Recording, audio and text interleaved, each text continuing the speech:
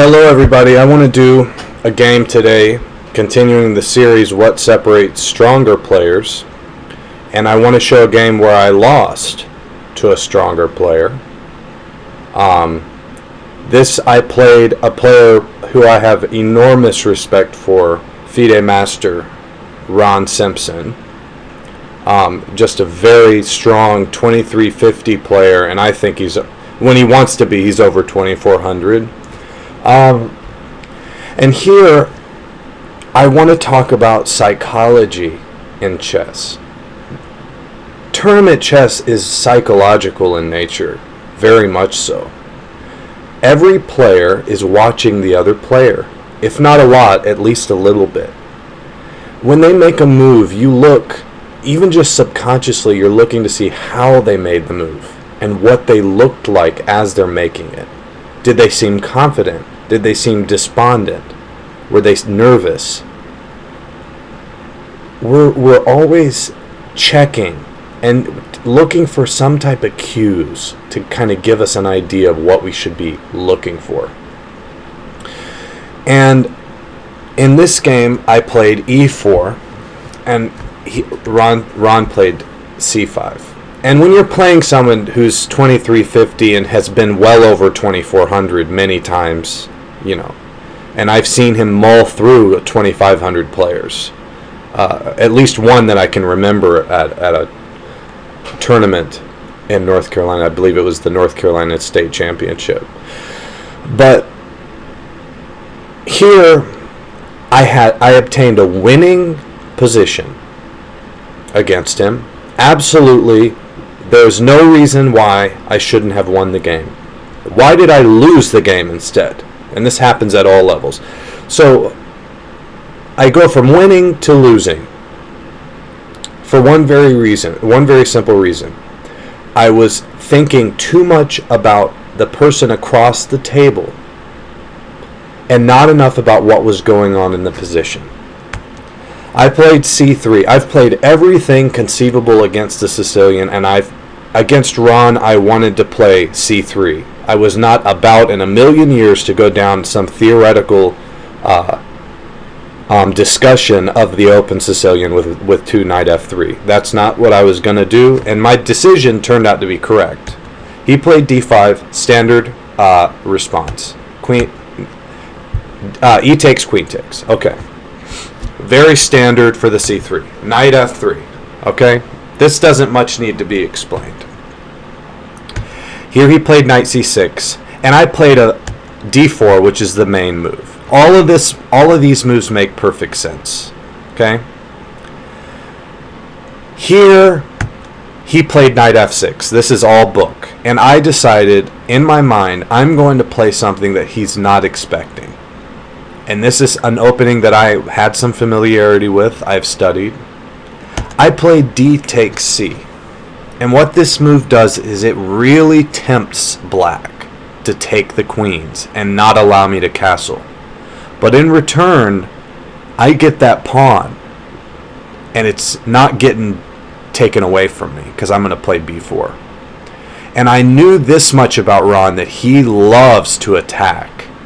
And that he would more than likely be willing to give up this pawn to go for this type of attack. I've played him several times, and he's probably the hardest player I've ever played against. He's so unpredictable. And usually when you've played someone several times, you kind of get a feel for what they're going to do. No, not with him. You never get a feel. You never know what you're going to see. You never know. He takes, I take. So we're automatically in a queenless middle game where I'm a pawn up, but he has better development, better activated pieces. Bishop g4, trying to pin the knight. I play king c2. I don't care about the doubled pawns in this type of a position. I'm just trying to develop very quickly, and actually that light squared bishop is quite useful. So if he took it for the knight on f3, and I'm actually relatively familiar with the theory here, so I pretty much knew what I was doing. Alright, long castle. A little bit surprising that move was, but it was perfectly sensible. And if what's funny is, you can't get too... I noticed a really pretty checkmate here. If I got too fancy, trying to get a little too active too quickly, that would have been a very unpleasant end. And I talked to him about that after the game, that was a very cute checkmate that could have happened. So I played b4. I'm a pawn up, but this is not winning being a pawn up. I mean, it's clear he has clear compensation. But I'd rather play white here, honestly. But psychologically, I wasn't even thinking properly. I have seen him in so many crazy positions come out on top that I was intimidated by his strength. He's a stronger player than me, and he has more experience than I do. And he's comfortable in bizarre positions, and I'm uncomfortable in bizarre positions. So during this game, I found myself staring at the board and not making any plans. I'm not winning here, and why wasn't I making the plans? Honestly, I just think it was because I was expecting him to know what he was doing. Like, I was saying, well, there's no way I'm going to fool him by calculating anything, so I might as well just play and see if some bizarre mistake happens. This is a mistake. This is an idiotic thing that I did. I wasn't thinking through it like I would be if I was playing someone that was at my strength. Instead, I decided it would be much better when playing someone who's stronger not to think. That's a genius idea. So, for all the players out there, keep that in mind. A great way to lose against a stronger player is to decide that you shouldn't think, because they're just going to beat you anyway. So, that's a surefire way to lose, and I demonstrated that here. I played bishop b5. Bishop c4. And that move is putting a little pressure on the pawn. He plays this move, e5, which I didn't think was good. It was actually, I don't think it was necessary, because it just allowed me to do what I wanted to do. So I played knight g4. Now knight g5. I'm sorry. Now here, he absolutely just flat out blundered. Okay, so all players are human. All players can blunder. And he played knight e5, thinking that, of course, I couldn't take the knight couldn't take on f7 due to the fact that he would take the bishop, and then I don't know what he was thinking, because I still think I could have took with the knight, but whatever. I played bishop takes, and this move surprised him, and he was very upset. I could tell he was somewhat upset. But I noticed something after about 4 minutes. He gained all the composure he may or may not have lost. And for 20 minutes, now let's talk about the time here. I had used 15 minutes in this position, which is surprising that I had obtained. I'm 2 pawns up, and it clearly should be a winning position. There's no reason. His development is not that important here. This should just win. So I'm in a winning position, and if you put this in the computer, it'll probably say +2 or +2.5. I mean, it's just a very big advantage. But as soon as I got this advantage, you would think that would have encouraged me to play even harder. Actually, it did exactly the opposite. I played less strong, because I figured, well, he didn't really mean to do that. He didn't really mean to drop that pawn. He must have some type of plan. Wrong. He told me after the game he was absolutely very, very upset here. Very upset. And I couldn't really tell it. I mean, I knew he had to be, because he's 2 pawns down. I mean, come on. This doesn't seem like a good enough reason to be 2 pawns down. He played rook d7, the best move, putting the pressure on the bishop so that he can, get something going. And here I played this move, and I took 30 seconds here.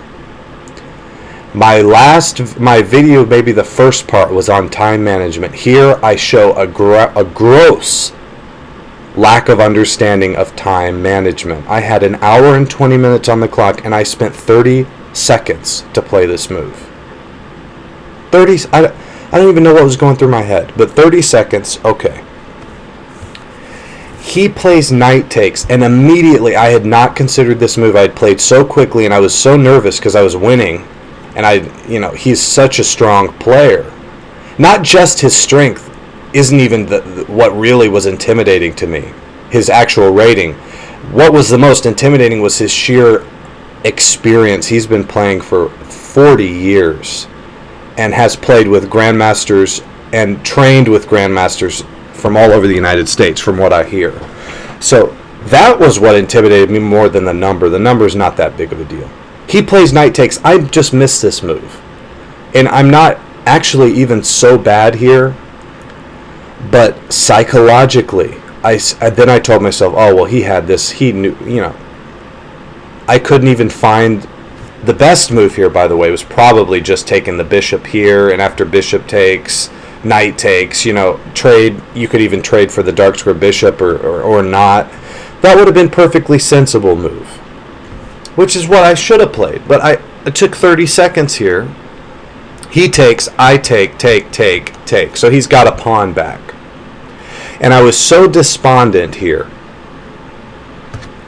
that I had just given away because I took 30 seconds in a critical position.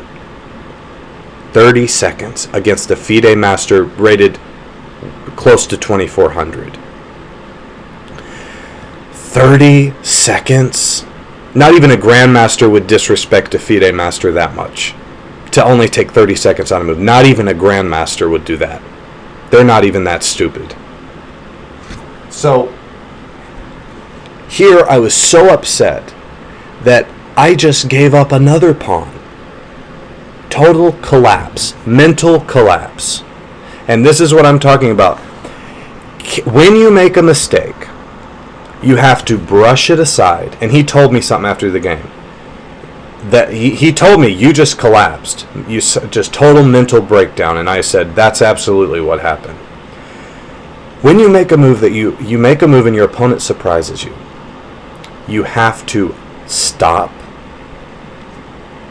calm yourself down, and calculate what is the best move from here.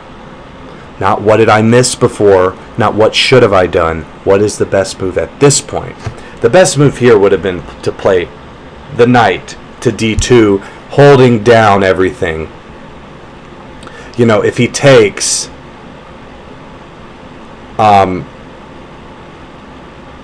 I have some kind of... Oh, I'm sorry. No. The bishop to e3. Bishop e3, knight takes, and if rook comes down, knight to d2. Would have been the best plan.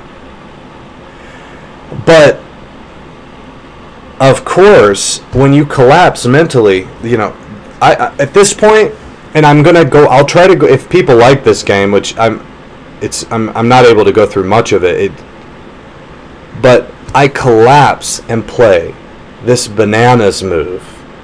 F3. He takes. Now he's down no pawns, and I've given him 2 connected pass pawns as a gift. I gave those as a gift, for free.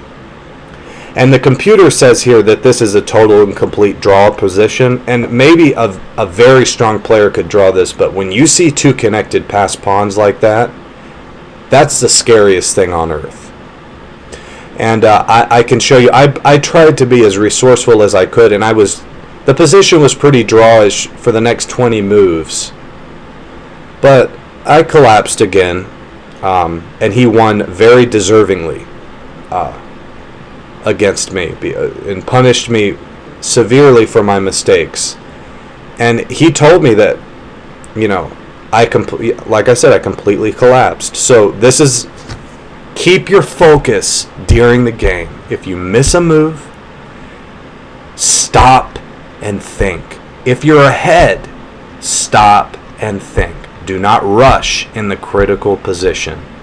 Thank you very much. Bye.